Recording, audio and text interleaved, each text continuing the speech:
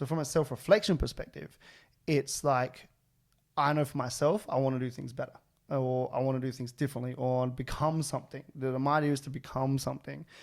And those are, I know you like Atomic Habits, so there's a daily habits that you compound on, right? What are things that I can do that are going to help me become something? What is that for me? And doing those things for me is like self-reflection, because I'm trying to put stuff out for other people. So asking people and reflecting on what I'm doing before I then go through that process, like, it allows that to occur.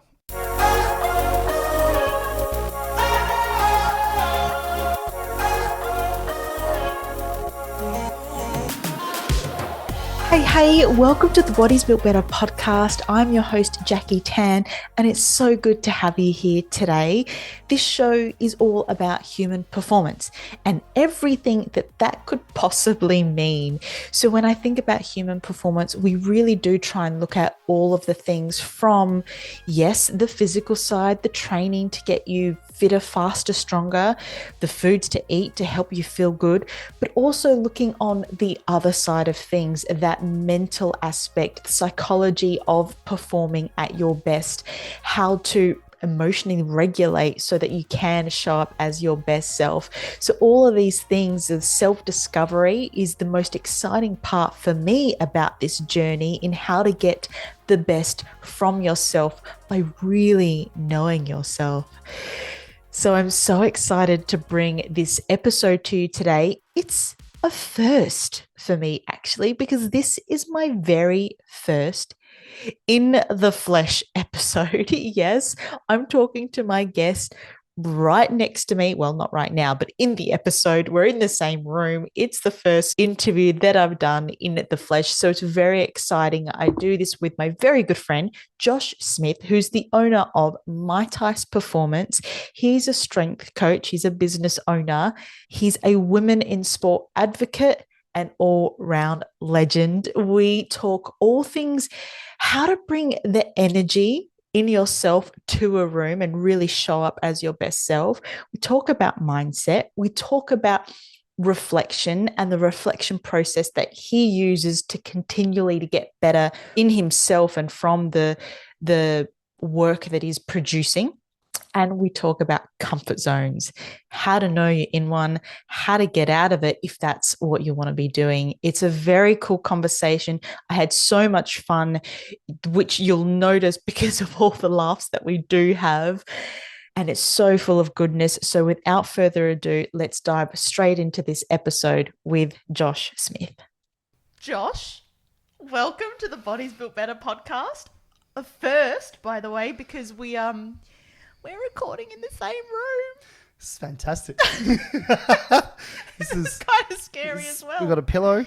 It's very personal. Got a safety pillow. It's very personal. Because recording in person, there's a lot of space that you need to think about, which means you've got to be closer and it's all a bit awkward. A little bit. Unless you're like someone like the Tom Billius or the Tim Ferrisses where they can have a massive camera crew and just do all the editing and it all looks pretty awesome. Multiple angles. Yeah, right? This is one angle. Here we are. This is the Channel 7 News show. One from the front. That's where we are. Okay, that's where we are. Cool. Well, we're here to talk about all sorts of stuff, all sorts of Josh stuff that you do really bloody well. And I think what people, if they don't know you, or if they've never met you, they're about to find out how much bloody energy that you always have.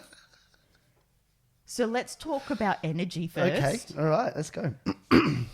How on earth do you get so high and stay up there for so long?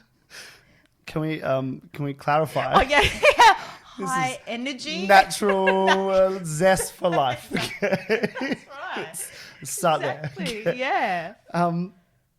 You know what? I've thought about this, actually. I've thought about this because I get it a lot from people. I get it a lot from people. It's because it's so noticeable. Apparently so. I think I really enjoy what I do, as in life in general, you know, and I've really worked for, 12, 15 years trying to create spaces that I enjoy being in. And so it's easy to wake up and be like, cool, I'm looking at this fantastic space that I created, and everyone there, you get energy from, you see what they're doing and I'm doing it and they're doing it. It's just, that's how I feel. That's the 30-second answer. Will you say because they're the spaces that you've created, what about when you walk into a space that you haven't created? You seem to bring the same energy. Yeah. So what's that about?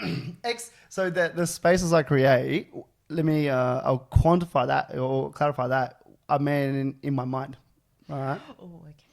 So that's what I mean when I create that space. It's I'm going to a physical space that I've created. Yes, if we're talking work or basically the gym.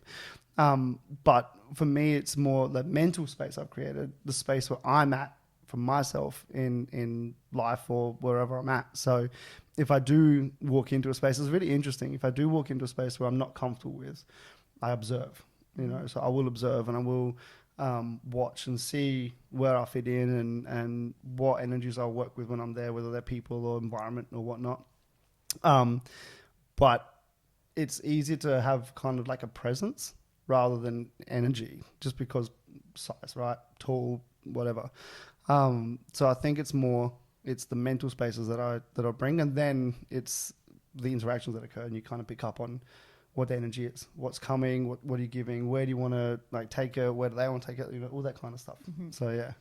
And how did this mental space come about? How did you build it? When did you realize you needed a mental space that helped you with this? Oh wow. I don't know. I wouldn't say there's a particular moment. It was it was like a built kind of idea, right? That, getting into, say, training and fitness and that kind of industry way back when, you realize that your work style and lifestyle is not a regular style. So you can't really take advice or seek help from others who aren't in the industry. And like being in that industry, it's a lot of self-care and wellness and physical development and mental development. And when I first started training, I'd have to get up at 4:15 a.m., drive in, then catch a tram, then get to the gym, and then run sessions, right? And I was also working in a nightclub at nighttime. So so there were particularly weekends, like Fridays and Saturdays, where I would literally get 3 hours of sleep by the time I got home and then got back out and got to the club from a Friday to a Saturday. And then Saturday night would be an all-nighter. So I'd work Saturday morning and then go home and get some sleep, and then I would go do all night, and then Sunday I would sleep. And so through the different things I was doing, I was like, how can I get the most out of what I'm doing? And like physically and externally, I had to be at the jobs. I had to, for other reasons which we can go into, right? But I had to be there to help support the lifestyle that I wanted at that time. And so if I can't control the external, I can control the internal. So what things can I do that are going to allow me to enjoy being where I'm at? No matter how tired you are or lack of energy you might have or lethargy you're feeling, you can always enjoy the space you're in. And that was the question for me. How can I enjoy the spaces that I'm in? And then that just 15 years later, here we are. So I find that super interesting, because I know when I wake up feeling awful or have no sleep, it's really hard to get into an internal mental space that gets me out and in a good mood or a high energy. So, and I know men and women are different in terms of our hormones and all of that stuff. So we can't really compare the two. But how do you go, I haven't had any sleep, I have to go and show up 1,000% at the next job, and I've got to bring their energy just in case the people who rock up don't have that energy, and they've also got no sleep. So the people who go to the gym, and I'm one of them, who've had zero sleep, can rock up not in the greatest mood or energy. So how do you make sure that you get there, 0 sleep, potentially 0 energy, fatigued, lethargic, but you turn on this switch in the head? It's for me. It's like okay, so like full disclosure, I don't wake up like woo. No, I wake up like this. I totally picture you doing that. Pop it out of bed, close the hanger, and I just like dive into them. I'm ready for the day. Exactly. Right? I wake up like this. And thank goodness. it starts, okay, so actually on that, just when I wake up, my alarm tone is Spanish vibes, like Latin music plays, cool. right? And so I wake up and I'm really like, right? Brilliant, yeah. First thing. So every little interaction. But I wake up and I'm like, oh, okay, a bit tired, whatever. I still feel that, right? And so my mental process when I'm, from the moment I wake up to, getting to work or to the gym or whatever, is like little things that make me feel good, right? So, for example, I have to have a shower in the morning, get water on your face, make sure. I used to splash my face with cold water. Now I have a shower, not a cold shower, not about it. Just enjoy yourself in the shower. But from like alarm tone, you wake up, cool, you might snooze a bit if that's what you want to do. And then like get out of bed. I usually have my clothes all set up so they're good to go. So I'm like, cool, there's no stress with that. Grab that. That makes me feel good having that there. I usually tidy my house the night before I go to bed. So that's like the whole environment is, okay, that's cool.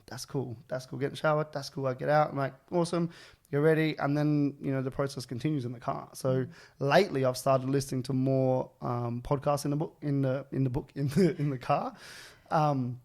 Things I enjoy, previously it was music, so I'd always have that in my ears.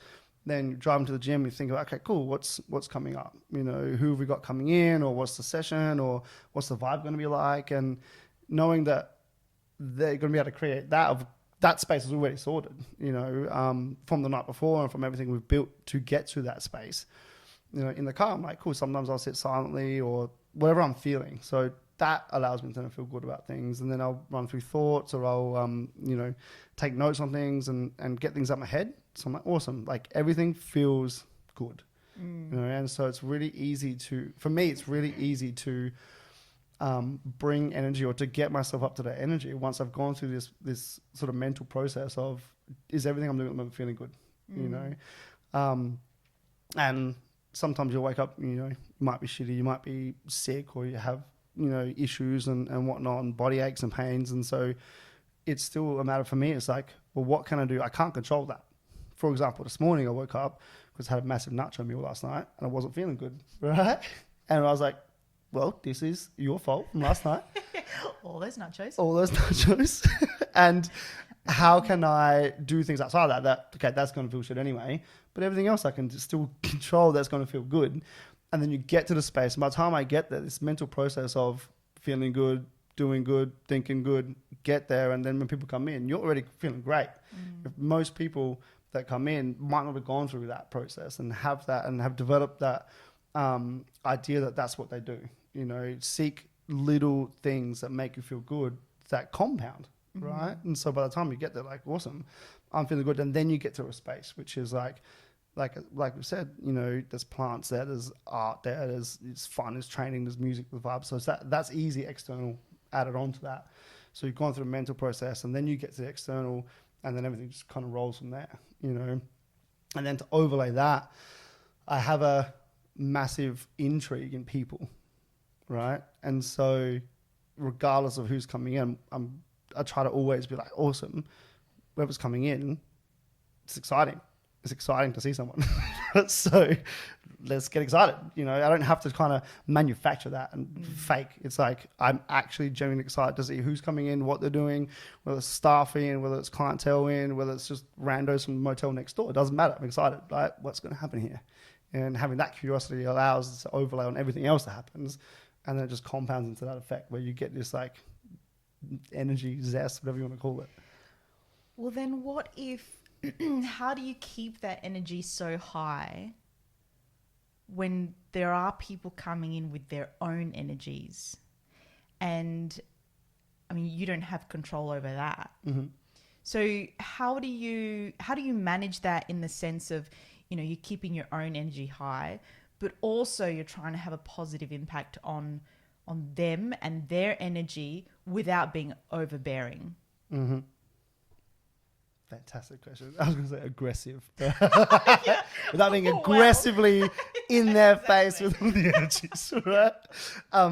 It's interesting because it's a study on people and understanding people and trying to understand people. So yes, you can be excited for someone coming in, but if someone's super introverted and you don't have a relationship with them, you're not going to be all up in the business. Totally. And likewise, if someone's extroverted and just wants that, you kind of, what I do, I'll talk for myself, is that I adapt to the person that I'm seeing in their space at that moment in time. Mm-hmm. There are people that are extroverted, love the energy, come in, they might feel shit one day, and you can tell, like across the gym, well, that person's not feeling good today. Because I would say I have to put context around it. I have really good relationships with my clientele, so I know who's in and around and members in the space and whatnot. So I can generally get that vibe. And so working with the person where they're at, and if they're not feeling too good, you can ask, hey, how you doing today? What's going on? Where you at? And understanding them, how they present how they present energetically. You can usually tell how someone's presenting, how they look physically. They've made the effort to get up and come, so they obviously want to be there. Now, you're not going to make that a shit space and just be like, cool, just do your thing, ignore you in the corner. You want to engage, but in the way they want to be engaged with. That's the key for that. And so that's kind of a theme throughout my entire working and living life is like trying to understand people, and then how do we express our understanding and how do we express our connection with them. So if they're coming in with low energy, everyone that comes in, I want to leave happy. They leave the gym, they're happy. Or they've got energy or they've got something out of it, they feel good. And so how do you do that? It's learning how your energy can intertwine with that. It's like a DNA strand, right? They bring something, you bring something. It has to intertwine. It can't be competitive. And if it is? Then you just let them do their thing. Or you hire introverts. That's what I've done. That's it. As a collective, you get the people who can work with them. Yeah. And if someone comes in and just wants to do their own thing, do your own thing. And that. And what I'm trying to establish and what I have established is a communication channels and transparency, where if someone does want to do that, hey, if you see me put my headphones in, it's because I'm not having a good week. I'm just going to do my own thing. No dramas. Go do that. I love that. How do you elicit that in terms of the communication and opening that space for people to be able to communicate how they communicate and how they like to be communicated to? Because like you said, everyone is different and super intriguing, and it can be used as such a powerful tool when you know that, and obviously for them as well. So how do you open that line of communication? Understanding where they're at when they start, right? And for me, it's like to open the line of communication is get to know the person. Now, someone could usually people come in with, they come from somewhere else. Almost all the clients and members that we have and people that I work with have come through someone else who's gone, hey, come join here or come do this. So there's always an initial spark. It's very rare we get someone completely doesn't know about us or rolls in. And so that provides a good base for us to ask questions. What do you like? How do you like to be talked to? We sit down and chat with people when they first start. And we go, come in, sit on the floor, just have a little chat about where you're at, what do you want to achieve, where do you want to go, how do you like to be talked to, what is your energy like, and that kind of comes through the conversations that we have. So by coming in, you've already opened yourself up a little bit of vulnerability. I'm here to do X. Great. Why? Then proceed. How do you want us to help you? Then proceed. And these questions, these open questions that actually ask about the person, allow you to get an understanding of them. And now there's a skill that comes on top of that, which is, reading body language or, reading the person. But from a very base level, you can ask those hows and whys and dig deeper into that and gain insight and listen to what they're saying and understand what they're saying, rather than just going through and like ticking the box. Why do you want weight loss? Yeah, cool. Tick that, blah, blah, blah. And then not giving a shit about it, right? And then what I do and what we try and do as the collective is like when someone comes in and we talk to them, we get to know them, our aim for the first 6 weeks is build a relationship. Don't worry about the training too much. Like, yes, they'll get training and yes, they'll get their programs and blah, blah, blah, but get to know the person so we can ask the questions for the next training block or for the next period or where they're at that are going to enable us to work with them better. You know, if they can only come in the morning and they don't have energy in the morning, how would you like us to create a space that you're going to be happy in? You know, how would you like us to create a space that you're going to be motivated in or driven to come to? You know, so I want people to be able to come to, want to come, right? And then so they know that when they get there, it's going to be a space that obviously we've got multiple people in at times and whatever, and how can we work that out? But, you know, that then to create that space is also about, you know, they know what they're going to get. They're going to get a welcome. They're going to get people they like or know. There might be other people in the gym that they can connect with. But they're also going to be able to leave them alone if they want it. And it's that trust that that's going to happen, that we've got their best interests as a human at heart, rather than the training at heart, that allows people to then open up so we can then be like, all right, cool, you do what you got to do, you know. And so that's how for me, it's the energies will naturally intertwine in that, is that if you're understanding what someone's bringing, you can then modify yourself, which is our job, to then encourage that space. You know, you have to, it's always give and take. Like if you're in a conversation, relationship, situation, whatever the experience you're in with someone else, there's an energy exchange and there's an energy melding, basically. And how it melds together determines the outcome of that experience. And so you try and make that experience the best you can, get to know that person. There were so many things in that.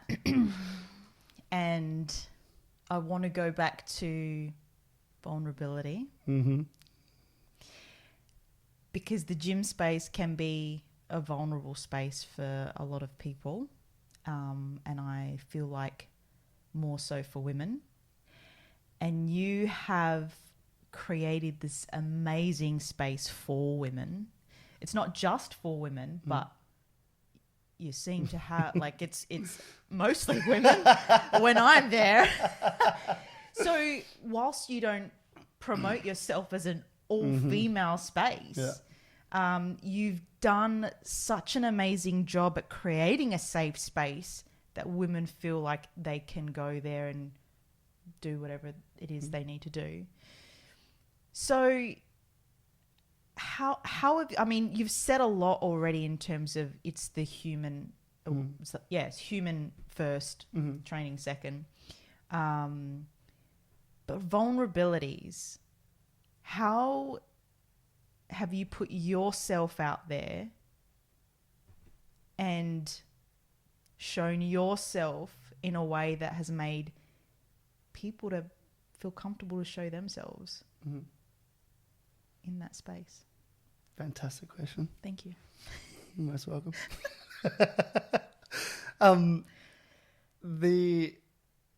When you say put it out there, right? I believe it's in the interactions that I have with people when they come in, face to face. So I want to make sure that when we talk about putting it out there, like put out publicly stuff, I have done that before, you know, but to create that space, it's a physical space that people are going to come to. The way that you engage with those people to start with. And so the way that I'm vulnerable with people is I'll tell them straight up, I ain't going to know what's best for you right now until we get to know you, you know. And so to be able to then, you know, when you talk about putting yourself out there, is that I'm quite comfortable asking people for critical feedback, as you know. Very much so. Which is actually one of the things I admire most about you. Thank you. And it's been a I say a trait of mine, but it's something I've developed for years from day one. Like, I cannot provide the best service to you if I don't know what you want, or if I'm doing something that you don't like, whether it's training, the way I'm talking to you, where I'm positioning myself or whatever that may be, a whole bunch of stuff in that. But if I'm doing something that's not going to resonate with you, I need to know to make your experience better. And so I will constantly ask for feedback, and I ask for it in different ways, right? Sometimes it's aggressive. Yo, what do you think of that? Sometimes it's super nice and polite via text message, right? But I'm constantly asking for that feedback, and acting on it, not just asking for it, but I'll act on it. I'll survey clientele, actual surveys on on the internet and stuff, right? Actual surveys. I'll survey clientele. I'll then take those results and then I'll nail down, maybe this is something that's come up from that survey, from all the general clientele. So let's start picking out a few people who I would be able to connect with who are comfortable giving me that feedback. And I know that I'm going into that space going, cool, this might be hard to hear, but I need to hear it because at the end of the day, it's going to be better for everyone. And constantly building on that over 15 years enables you to go, all right, cool. I get an idea of what people like, what people don't like. I'm quite comfortable saying, hey, have I done something recently you don't like? Tell me, or have we done something? Tell us, because at the end of the day, I'd rather have a little blip on a map than a complete destruction of the entire environment, and that will happen when you don't take that feedback and you don't act on things. People just, they don't like it, they just fade away. They just they might not even tell you, and they'll just pull back and they'll just leave and they'll go somewhere else and you will never hear from that person again. But if you'd ask them the question, is there something here we can do better for you? Or is there something that we can do that you might want or need more? And how can we do that? Then you can take that step to, awesome, we can do that. Obviously there are boundaries with things, but, as long as you can have that conversation with them, and if it's something that you can't do, you explain why you can't do it and have the transparency, the relationship builds. And the ideas around what you can create for that person is there. So the vulnerability for me is in that space in particular is asking those questions and being okay with the answers. And you've got to be okay with yourself to be okay with those answers, because you know what the end goal is, if that's what you want to create. So it's been a lot of self-development and self-learning to be able to go, cool, why do I have this space, as in the gym space, and why am I doing what I'm doing in my life as a whole? And then how can I make that something that resonates with others that then can connect? And it's this reciprocal, I expect you to be vulnerable where we're at because we're going to help you develop. But then also I have to be vulnerable to be able to make you feel comfortable that, they actually have my best interest at heart. This is what we're going to be doing, and that's what I would say is probably the key thing for me. Yeah. And it's evident. No, thank you. And I truly mean that. And I have to say that it is so impressive how much you do self-evaluate and reflect. I've never known anyone to self-reflect so much. And it's such a strength of yours because we can see now what you've built because of it, right? And so I'd really love to go there. Okay. In that direction. Let's do it. Of self-reflection. Because you've said self-development and self-learning has been a big part of you getting here today. How have you done that, and how have you been okay with yourself or I think what I'm trying to say is, how do you deal with that sort of feedback, and how are you self-assured to know that the reflection, even if bad or good, you're going to be able to take it on and then apply whatever it is that you need to apply? Because speaking from experience, I fucking hate feedback. And not because I don't want to hear it, but I'm so scared of it. Because I already think that everything I do is shite. And then to hear it potentially from others will then reiterate my thoughts. Yeah. And that's a scary thing for me. Yeah. So how on earth did you overcome that, if that's ever something that you had to overcome? I'm going to tell you a little story. Okay. I know you like stories. Strap in, folks. Strap in. Get your pillows ready. So 3 weeks ago. How many? 3 weeks. That was three. Folks. Sorry. I'm excited now. I'm bringing the energy. 3 weeks ago, I sent you a letter and I was like, yo, can you evaluate my letter? And you said, when do you need it back by? And I said, next week is okay because I need a space to process. No. You said in an hour. Yeah. That's what you said. I said in an hour because that's what I want to work. Right? Yeah. But by next Friday is fine. Yeah. Thanks, Jackie. And you said, I'll do it for you tonight. And I was like, oh, shit. Right? Put the nerves up in me, right? And then, a bit later on, I'd had a couple of beers because I was trying to calm down a little bit, right? Relax myself. And then you sent me a text message that said, can I call you to give you feedback? And I shat my pants. Okay. I took a moment. Right? And I was like, look at my phone. I was like, and I had to go for a walk up and down my apartment, right? Which is only 10 meters long. So it's like, it was a short walk. But in your terms, right? A walk is probably everyone else's sprint. Yeah, it's a quick walk, right? And then I laid on the couch like this. And I wrote, sure. Okay. And then you called me and proceeded to tear apart my writing that I've been working on for 4 weeks. And I'm sitting there and no shit, I shit you not. I'm sitting there and I'm listening. I had on loudspeaker. And in my head, I was telling myself, she's telling you because she cares. She's telling you because she cares, right? And you asked for this, okay? This is what.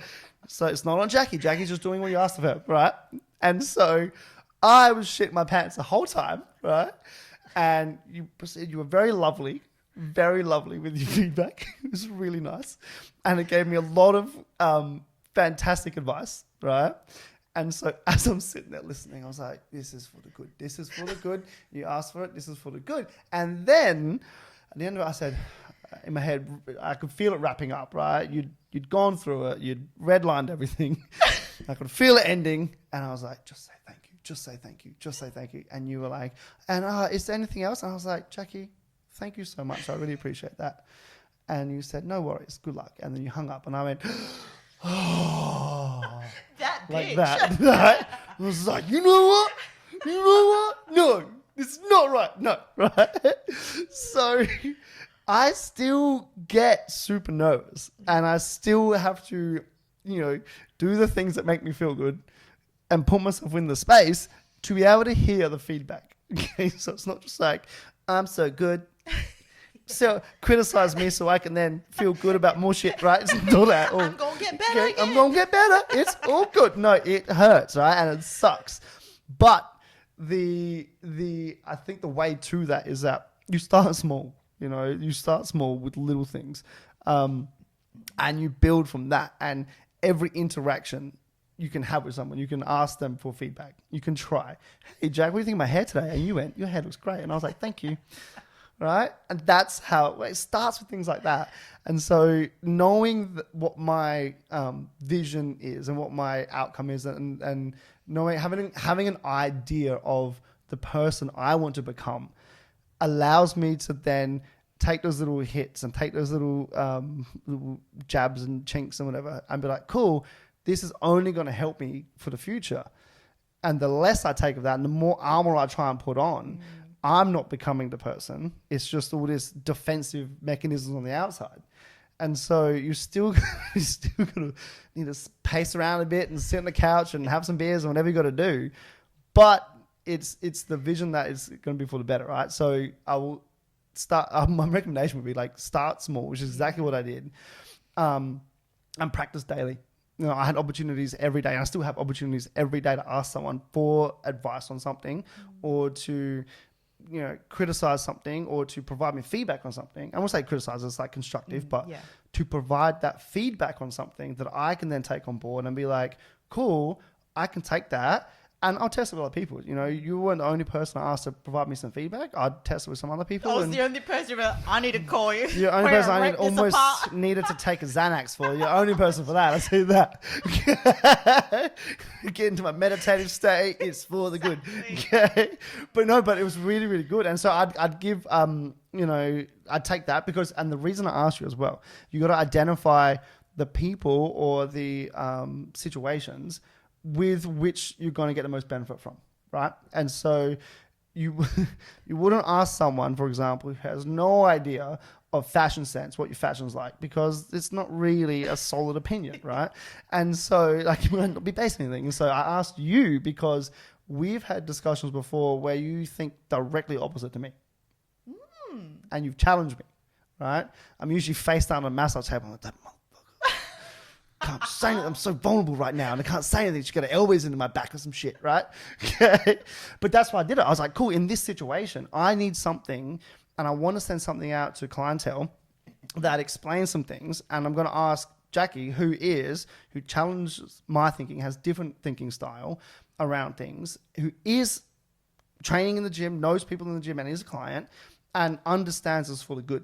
Right, you tick all those boxes, so I can send it to you and be like, "Cool, do this," knowing me do some shit, need a little bit of fire later, right? And so finding, who resonates with what type of feedback is also more beneficial because it sucks if you ask someone and they don't know how to provide feedback as well, and they've been there before as well, where you ask someone for something and you get completely destroyed and you're left feeling shitter than when you first started, and it doesn't give you anything good. Like I actually got nothing from that except a personal attack, and now I feel bad about myself, right? Yeah. So providing the mental boundaries for yourself to recognize that I'm going to ask and then get that back has helped build and daily has helped build that idea and understanding that being able to self-reflect, and that's what we'll get into, right? On things. So I would then do something. I reflect on that thing before I then send it out to someone. So from a self-reflection perspective, it's like, I know for myself, I want to do things better, or I want to do things differently, or become something. My idea is to become something. And those are, I know you like atomic habits. So there's a daily habits that you compound on, right? What are things that I can do that are going to help me become something? What is that for me? And doing those things for me is like self-reflection, because I'm trying to put stuff out for other people.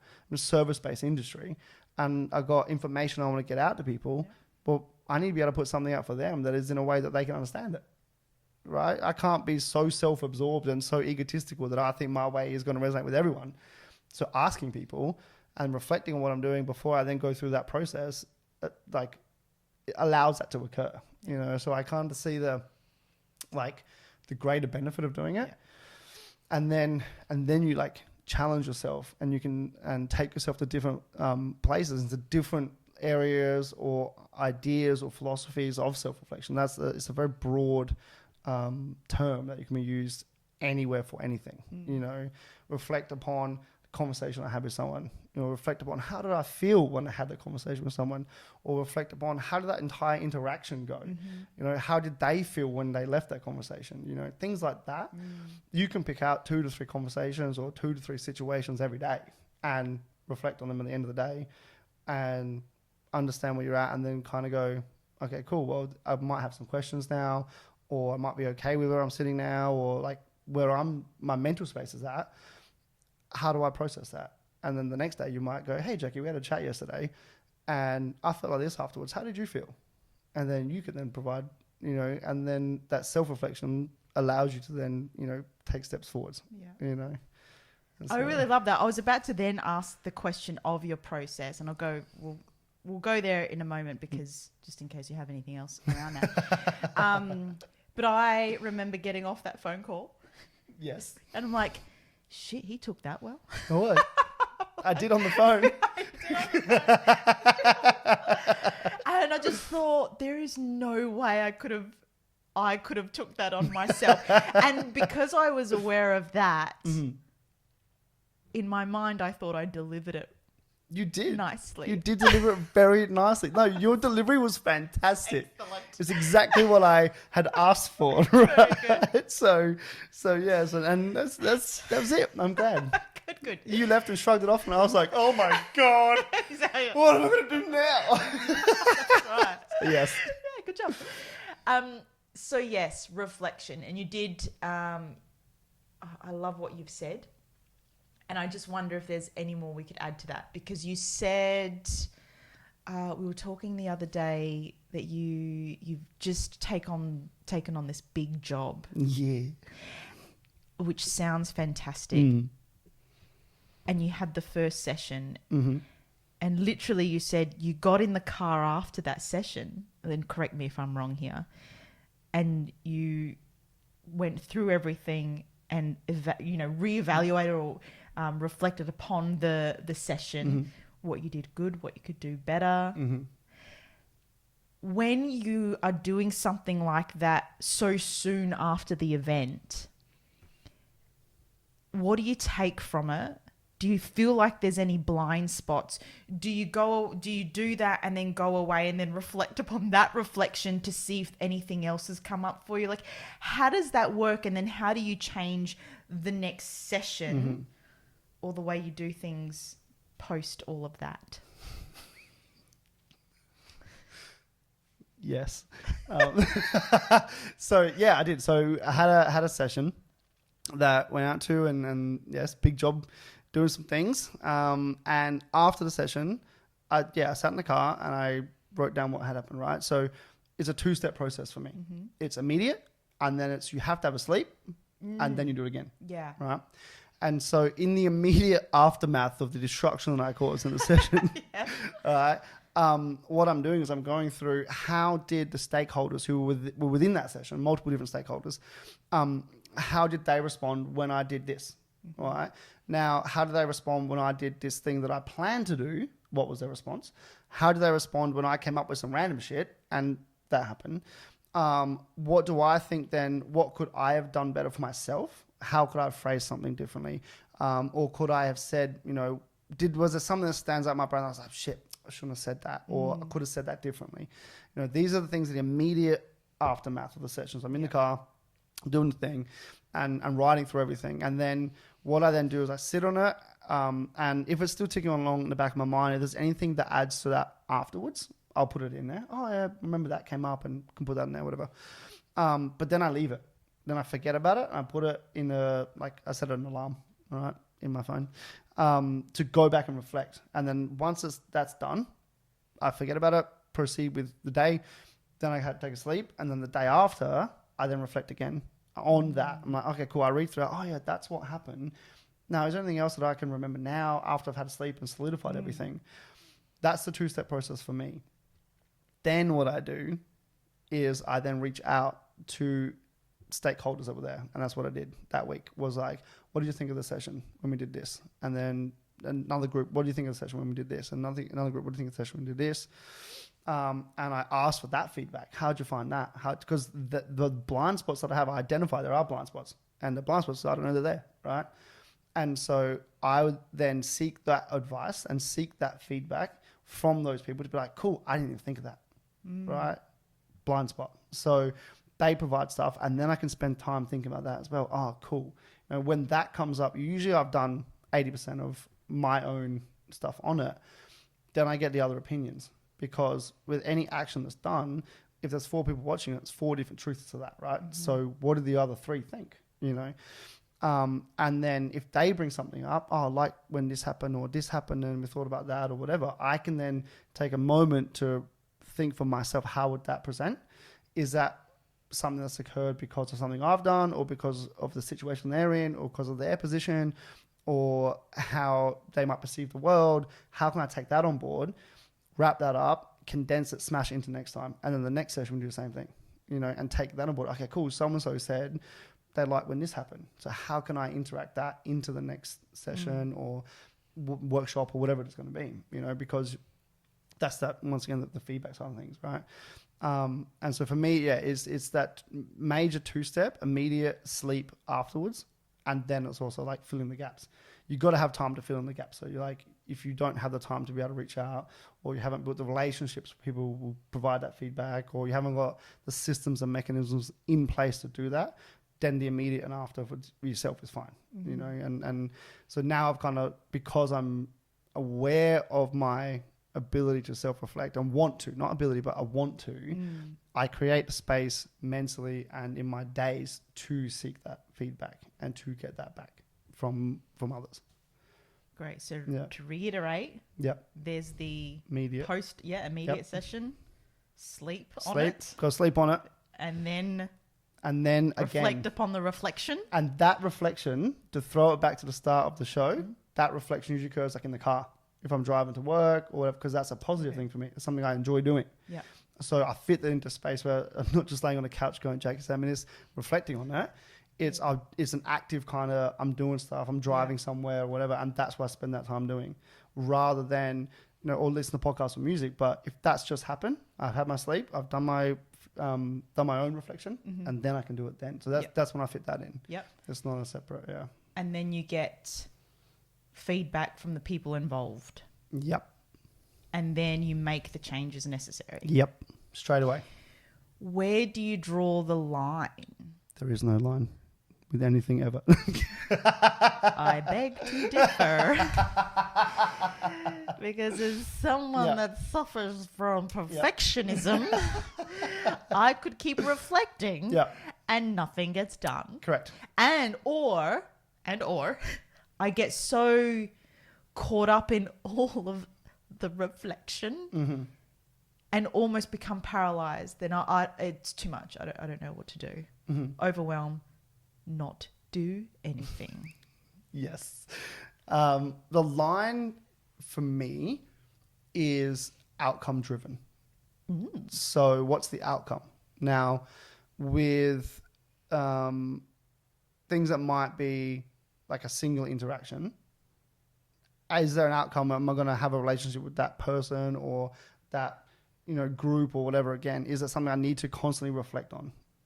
If not, then no need. You know, if you're doing, for me, it's like, the example would be if I interact with someone in a coffee shop and it's just, I don't know them and it's just an interaction there and I'm either never going to go back there or whatever, cool. I'll reflect on, oh, cool. That might help me with other coffee shops in the future.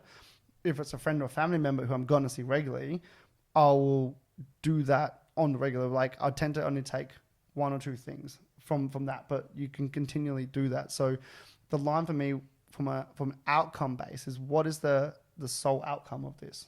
Now, if it's development of relationships, for me, there is no line. You can continually get better on yourself and someone else can continually get better for themselves, right? If it's something that is time-based, right, 6 weeks, 12 weeks, whatever it might be, the line is, okay, the outcome at the end of this is to go X or to have this thing. Is this reflection now, as I break it down from the big rocks to the smaller rocks to the tiniest little details, what's going to get me there at the end? It's the big rocks. So you can continually reflect, but as you dig deeper and deeper and deeper, there's a limited return from the continued effects. Okay, and so is me saying to Jackie this, and this, and I shouldn't have said that one word. Is that going to help long term? Is it going to really solidify the outcome? It might not. So then, you know what? I'll learn for next time for myself. Cool, that's done. You know, something I picked up on. That's the line there. I don't need to ask for Jackie's feedback on that and then explain why I said that, and then Jackie tells me how she felt when I said that, and then because you can always do that with every single thing that happens. Yeah. And so the line for me is the outcome. Is it going to affect the outcome? And at the end of the day, is it a relationship? Is it a financial? Is it a business driven, or is it a personal outcome? It doesn't have to be necessarily like a set thing. It's like if it's a relationship, cool. Then we can develop this over time. So you can get deeper and deeper into the minutia of reflection if it's a continuing and long-term thing. But if it's not, understand or try and think about for yourself what the big rocks are. And know that you can go deeper. Yeah. But stop yourself from doing it by pulling yourself back from that. Okay, is this going to affect the outcome significantly? If I remove this, right, if I don't reflect on this, is it going to affect things negatively? No? Great. Keep going, you know? And that's the kind of process that I'll go through with that, you know, because like you said, you can, especially perfectionism, right? I think it was Churchill. Of course, it's always Churchill, but I read this quote earlier today. Oh. Perfectionism is paralysis because you don't do anything, you know, and being okay with developing and having a development and a building mindset. You go, cool, I'm not going to be perfect because perfect is unachievable, number one. And if you don't do anything, you don't get any results. Yep. You know, so that's the kind of understand that's the approach I take, you know, and I always I strive for best with everything, right? I strive for best. Now, I don't necessarily believe best is perfect because what's perfect for me is not going to be perfect for you. What's the best outcome, you know, and how do we then get to that? Best. When you first said that, my immediate reaction was, well, that's too high. That's too much. Nothing will ever get done. I will never be good enough to do the best. But then as you finished off, then my brain went to the best of your ability in that moment. And that resonates heaps with me. Thanks for that. You're welcome. You are most welcome. Yeah. So. Yeah. Let's go comfort zones. I think that works quite well with what we're talking about. Okay. How do we get out of them? I guess it depends how far you're in them. Like, are you aware you're in a comfort zone? Do you know what? I think most people are aware when they're in a comfort zone because they don't want to go out of it, right? They don't want to try the new thing. They don't want to speak up. They don't want to... I think we're aware of when we're in the comfort zone. Mm-hmm. And because of fear, I think. For me, personally. Okay. Is it people? Is it Jackie? Sorry. Get out of Jackie's comfort zone. I mean, I know. Yes. Because I'm afraid. Okay. I think it's, first of all, okay, comfort zone, great. Do they want to get out of it? Right? Because if you're comfortable, you might not want to get it. You're like, this is where I'm at. This is my zone. I'm good. You know, right? So that's the question first. Because your question was, how do we get out of it? Well, if you want to get out of it and you're like, I'm in a comfort zone and I'm sad about it, or I'm in a comfort zone and I want to get out of it, I feel there's something else that I want to be doing, that takes an understanding to start with, right? That shows that you've got some kind of, there's a little flame there, right? That says, hey, you can get out of it, right? In that case, if you know you want to get out of where you're at, or you want to change what you're doing, or the comfort zone that you're in, you know, how you define that, I think it's a matter of asking questions, either of yourself or of those around you.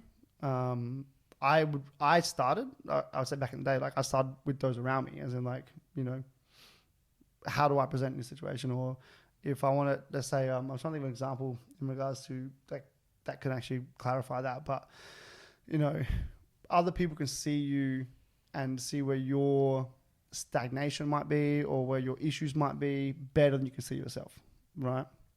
You might know you're in a comfort zone and like, I want to get out of this, but I don't know how to do it. And then someone else will be like, yo, you just got to do this. And you're like, fuck, didn't even see that coming, you know? It's a blind spot, you know? And so if it's a matter of you want to get out the comfort zone, I think you start by asking the question, first of all, why do I want to get out of this zone? What is keeping me in here? And then, you know, what is the driver to do that? You know, is enough of a driver that I need to do something drastic, which is scary and takes a lot of time? Or is it something that's just like, you know, I'm in this comfort, eating, and every night I have ice cream before I go to bed, and I know it's not good for me, and I want to change it. And so you go, cool, right? That's a lot easier to make a change if you want to, because the outcome is whatever the outcome might be, better health, whatever it might be, you know? So I think asking the question first and then following that up with action. And that question doesn't have to be of oneself. It can be of others. to provide that, what they can see. You know, a lot of times when, like, I think of the situations where I've gotten out of comfort zones or been pulled, violently ripped from comfort zones, it hasn't been my will. You know, it's other people say shit to me. Like, oh, you know this about you? I'm like, no, that sucks. That sounds shitty. I'm going to change that. You know, that's what I think. How did that happen? Which ones? Jeez, how many are there? I mean, every phase of life requires a movement from a comfort zone, right? Yeah. But I mean more in the people that have said whatever. Well, maybe not as aggressively. Maybe I interpret it aggressively, and sure. but they said, hey Josh, this is, and I'm like, yeah. You know? So it's interpretation, but you know, there's differences, right? But some, you know, if you've got someone who is in a space, and it doesn't have to be like as significant, but someone in a space where they're just not happy, you can generally see that they're not happy before they see it themselves. And so having the relationships or building the relationships that are based on communication, transparency, honesty, you can have those conversations, you know. It's like the old intervention idea, you know, that's a violent ripping from, you know, we have an intervention for you, but you can have small interventions every day, you know, finding where you're at, you know what I mean? So that's what I think about that stuff. But yeah, it's been a few times, you know, some of the significant times I've been forcefully, not necessarily forcefully taken out my comfort zone, but, you know, provided an idea or a different philosophy or given the understanding of someone else's opinion or idea that doesn't resonate with myself. One of the first ones, I say one of the first ones, it wasn't one of the first ones, one I can remember that led to the greatest change was when I was 15 and my boss at the time just like berated me in front of customers. We were in a restaurant and by the time I was probably 17, I started at 15 and then I was probably at 17 and ended up, I gave him a retort and he didn't like that and he basically fired me on the spot, right? And so my comfort zone was the workspace and I felt comfortable enough to be like, fuck you. And he said, guess what? You're done. And I was gone, right? The whole situation was a bit different to that, but that's the outcome. The outcome was I had no job anymore. And so that then forced me to be like, well, do I want to have a job? Or I was at uni at the time. So I was like, you know, I want to get a job. And there was two bosses at the time. So one fired me, one loved me and didn't want me to go, but he wasn't the major shareholder. It's too bad. And so I then asked him about, you know, what can I do? Where can I go? Do you have any contacts? Blah, blah, blah. And he was like, I'll help you out. And the next week, it was a Friday night, the next Friday I had a job somewhere else, you know, and that was because he'd helped me out. But the reason I've been ripped out of that was because of, you know, other actions, right? Like, so, you know, things like that. That was definitely one of them. There's been a few recently, and I say recently, last 15 years. It's recent to me. It's super recent to me. Yeah. Really, really good memory. Short term. Big one. Short term memory.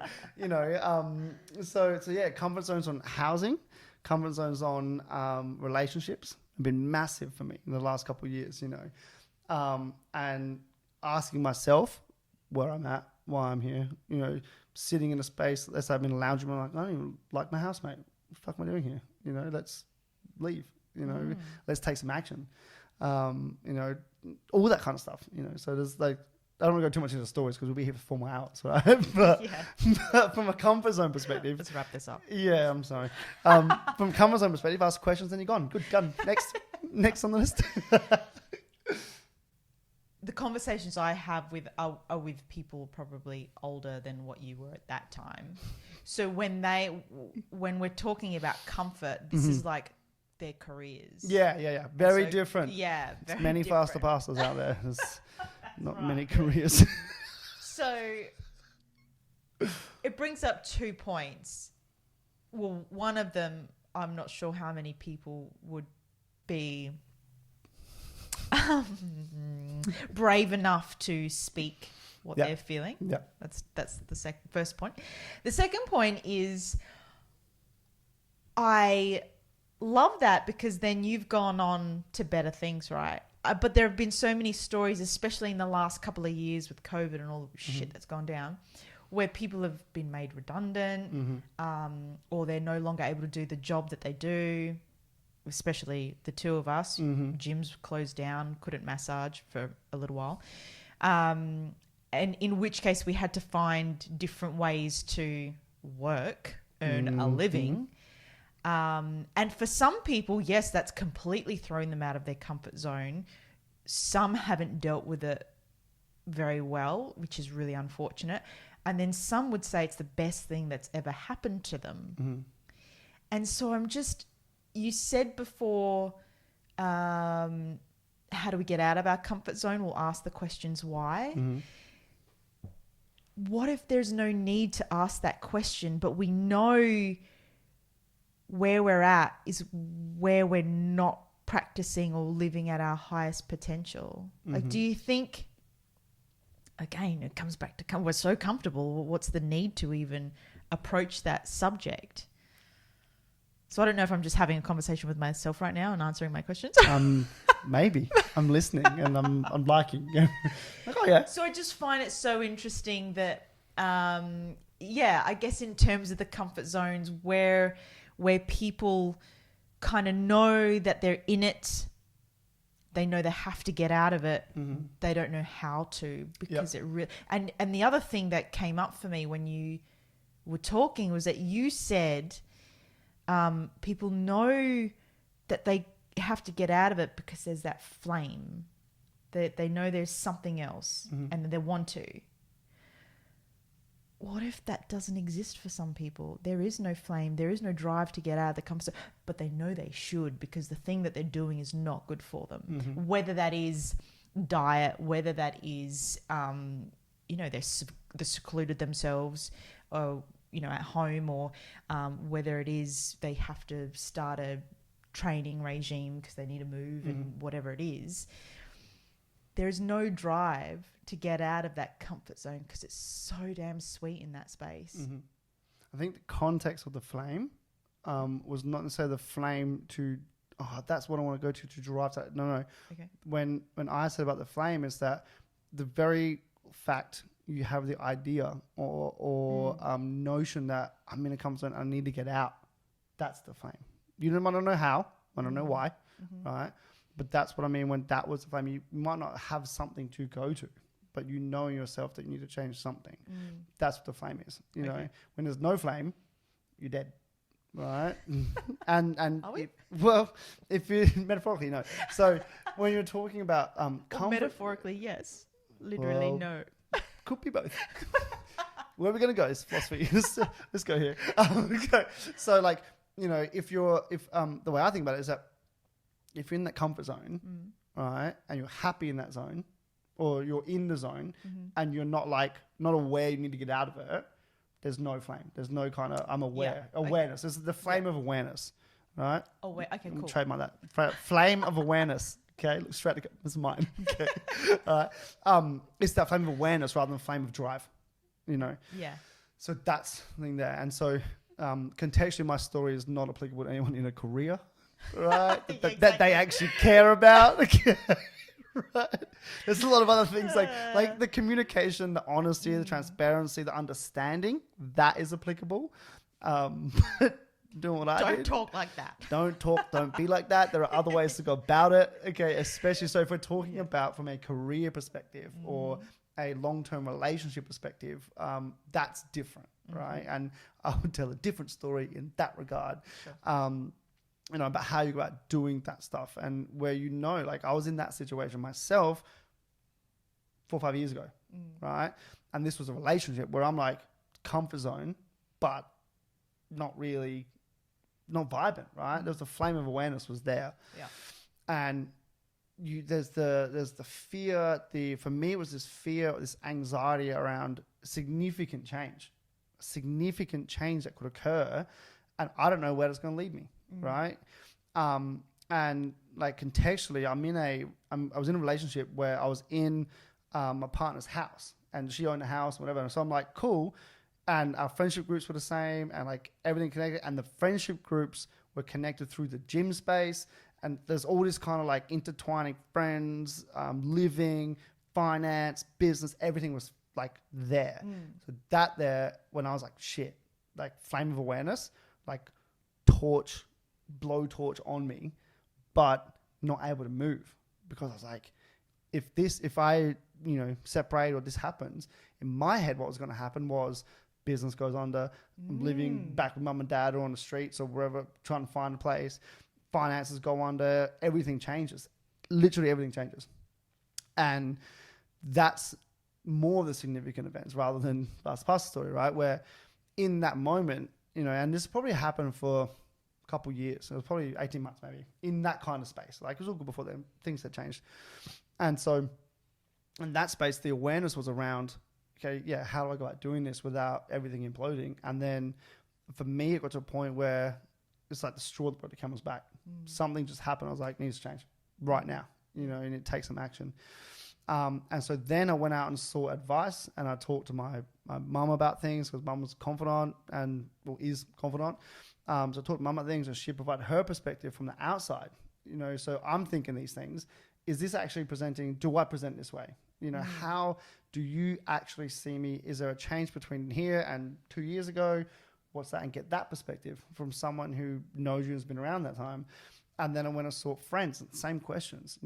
I'm just reaffirming that my demeanor and my mentality and my energy and where I'm at has changed for the worse, right? And that was confirmed. And so the final, the action for me was with one of my closest mates. Went out, went to his place, and I was talking about things that I was feeling, and then what I was like hearing from those who are close to me. And he was like, dude, it's been a couple of years. Like, we've noticed. I'm like, why the fuck didn't you tell me? What's going on here? I'm asking for feedback, I get nothing. And so you understand from their perspective, they don't know where you're at. So they don't want to rock any boats and throw spanners in the works, this kind of stuff. And so we just had this like brutally honest conversation this one night, and I was like, changed it, and then ended up sleeping on the floor of the gym. I haven't really told anybody that one. For how long? One night only, because I called my other best friend at like 1 a.m. in the morning. I was like, yo, I'm coming to your house. And that was the voicemail, because she didn't answer because it was 1 a.m. in the morning. So that's when I slept at the gym that night. That was a hilarious night. I remember that one. And then in the morning, she got back to me. So this night, slept at the gym. In the morning, had clients in the morning. So went down to Henley Beach and had a shower next to Joe's kiosk at the outdoor shower there. The outdoor shower? The outdoor shower there. Nothing's open. I had just like 6:30 in the morning, right? I was awake all night because next door in the motel, there was a group of gentlemen, I'm assuming, that enjoyed really heavy death metal that are playing really loudly all evening. Didn't get much sleep. Plus the entire emotional shit that had happened. So when I had a shower at Joe's, went back to the gym, did my clients, no one knew anything. And then my friend was like, hey, come to my place, you can come stay at mine. And so I slept in her lounge room for 3 months. And then through that process, I realized I had support from there, from friends, family, and slowly, rebuilt. And things didn't go, they weren't as drastic as I'd imagined in my mind. That was the key, But at the time, going through it, you're like, shit, the entire world's going to blow up, And so it was taking like the steps, and, sometimes it's one drastic ripping off the Band-Aid. Other times it's just pull it off slowly, right? And I try and ensure that what I'm doing, and especially now, I can look back now, like that guy had no idea, but that guy was doing his best, And so now you're trying, okay, well, how can I like ensure that whatever happens, there's no surprise, or there's no getting to a situation where I'm unaware anymore. And for me, that's the communication, the constant communication, the honesty with things as much as you can. And obviously that, things then compound. You can take it to any level. There's deeper shit that can occur, and that has occurred, and you've got to go through that. So rip a Band-Aid off, and you find out there's on the band underneath. Rip that off and go deeper and deeper, and it's like, it's a process over time. It's mad. Did that answer the question about comfort zones? It did. And it really, it really reiterates the importance of support network as well. People. Massive. Yeah. Yeah. This has been wonderful. Josh, thank you. Thank you, Jackie. To finish this off though, I would love for you to, I don't know if you can do this because I know everyone is super different and it's very individual in how we go about getting the most out of ourselves.